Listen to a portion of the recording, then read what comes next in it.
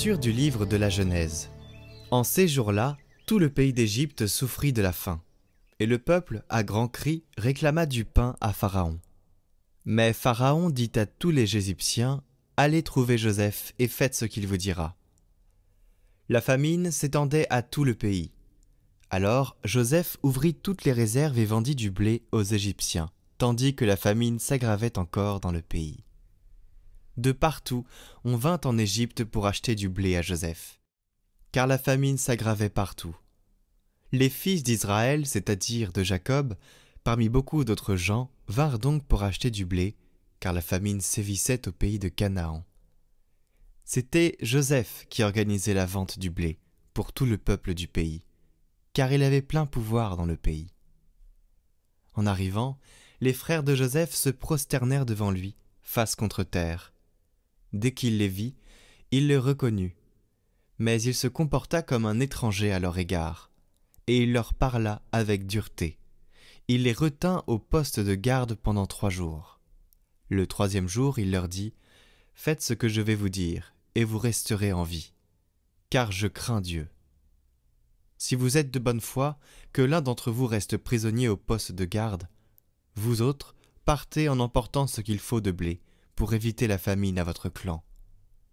Puis vous m'amènerez votre plus jeune frère. Ainsi, vos paroles seront vérifiées, et vous ne serez pas mis à mort. » Ils acceptèrent, et ils se disaient l'un à l'autre, « Hélas, nous sommes coupables envers Joseph notre frère. Nous avons vu dans quelle détresse il se trouvait quand il nous suppliait, et nous ne l'avons pas écouté. C'est pourquoi nous sommes maintenant dans une telle détresse. » Rouben, alors, prit la parole. « Je vous l'avais bien dit, ne commettez pas ce crime contre notre jeune frère. Mais vous ne m'avez pas écouté, et maintenant il faut répondre de son sang. » Comme il y avait un interprète, ils ne se rendaient pas compte que Joseph les comprenait. Alors, Joseph se retira pour pleurer.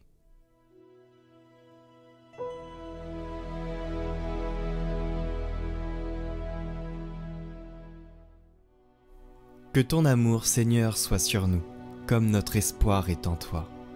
Rendez grâce au Seigneur sur la cithare, jouez pour lui sur la harpe à 10 cordes, chantez-lui le cantique nouveau. De tout votre art, soutenez l'ovation. Le Seigneur a déjoué les plans des nations, anéanti les projets des peuples. Le plan du Seigneur demeure pour toujours. Les projets de son cœur subsistent d'âge en âge. Dieu veille sur ceux qui le craignent, qui mettent leur espoir en son amour, pour les délivrer de la mort, les garder en vie aux jours de famine.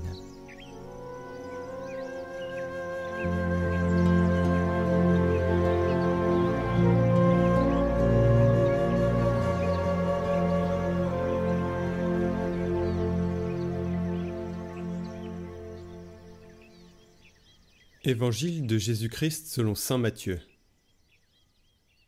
En ce temps-là, Jésus appela ses 12 disciples et leur donna le pouvoir d'expulser les esprits impurs et de guérir toute maladie et toute infirmité. Voici les noms des 12 apôtres. Le premier, Simon, nommé Pierre, André son frère, Jacques, fils de Zébédée, et Jean son frère, Philippe et Barthélemy, Thomas et Matthieu le publicain, Jacques, fils d'Alphée, et Thaddée, Simon le Zélote, et Judas l'Iscariote, celui-là même qui le livra. Ces 12, Jésus les envoya en mission avec les instructions suivantes. Ne prenez pas le chemin qui mène vers les nations païennes et n'entrez dans aucune ville des Samaritains. Allez plutôt vers les brebis perdues de la maison d'Israël. Sur votre route, proclamez que le royaume des cieux est tout proche.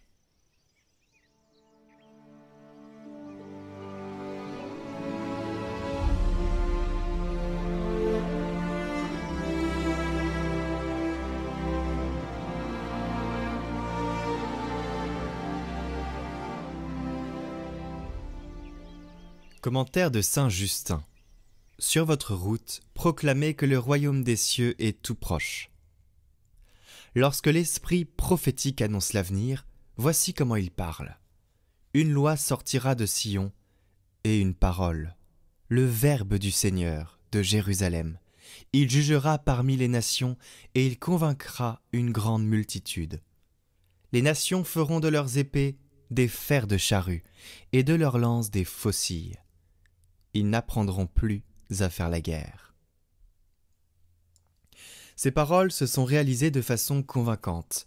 12 hommes sont partis de Jérusalem pour parcourir le monde. C'étaient des hommes simples qui ne savaient pas parler.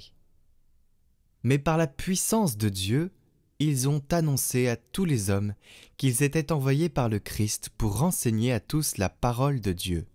Et nous, qui autrefois ne savions que nous entretuer, non seulement nous ne combattons plus nos ennemis, mais pour ne pas mentir ni tromper nos juges, nous confessons le Christ avec joie et nous mourrons martyrs. Écoutez ce qui a été dit de ceux qui annonceraient sa venue.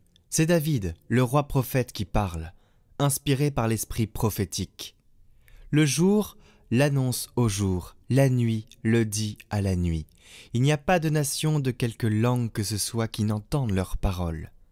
Leur voix s'est répandue sur toute la terre, et leurs paroles jusqu'aux limites de la terre. Dans une autre prophétie, l'esprit prophétique annonce par le même David « Chantez un cantique au Seigneur par toute la terre, annoncez chaque jour son salut. Que les nations se réjouissent car le Seigneur a régné du haut du bois. » David a fait cette prophétie 1500 ans avant que le Christ fait homme ait été crucifié.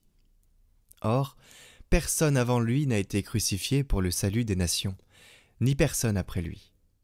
Au contraire, à notre époque, Jésus-Christ a été crucifié, et mort, et ressuscité, et il est remonté au ciel où il règne.